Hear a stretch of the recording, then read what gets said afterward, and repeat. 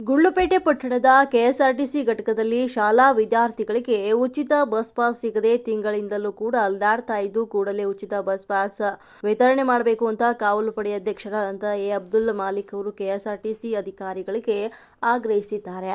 ತಾಲೂಕಿನ ಬೇಗೂರು ಗ್ರಾಮದ ಮಹೇಶ್ ಹಾಗೂ ಇತರರು ಕರ್ನಾಟಕ ಕಾವಲು ಪಡೆಗೆ ದೂರು ನೀಡಿದ್ದ ಈ ಬಗ್ಗೆ ಘಟಕದ ವ್ಯವಸ್ಥಾಪಕರು ಗಮನಕ್ಕೂ ತರಲಾಗಿದೆ ಅಂತ ಆಕ್ರೋಶವನ್ನು ವ್ಯಕ್ತಪಡಿಸಿದ್ದಾರೆ.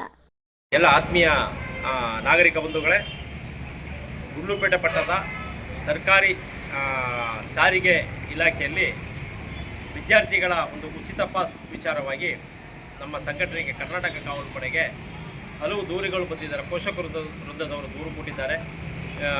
ನಿನ್ನೆ ತಾನೇ ಬೇಗೂರಿನ ಮಹೇಶ್ ಅನ್ನುವ ಒಬ್ಬ ಪೋಷಕರು ಬಂದು ದೂರು ಕೊಟ್ಟಿದ್ದಾರೆ. ಬೇಗೂರಿಂದ ಗುಂಡ್ಲುಪೇಟೆಯಿಂದ ಆದರ್ಶ ಶಾಲೆಗೆ ವಿದ್ಯಾರ್ಥಿ 7ನೇ ತರಗತಿ ವಿದ್ಯಾರ್ಥಿ ಲಕ್ಷ್ಮೀಕಾಂತ್ ಅನ್ನೋ ವಿದ್ಯಾರ್ಥಿಗೆ ಉಚಿತ ಪಾಸ್ ಸಿಗದೆ ಸುಮಾರು 20 ದಿನದಿಂದ ಅಲೆದಾಡುತ್ತಿರುವುದನ್ನು ಅವರು ಬಂದು ನಮಗೆ ಒಂದು ಅಳಲನ್ನು ತೋಡ್ಕೊಂಡ್ರು.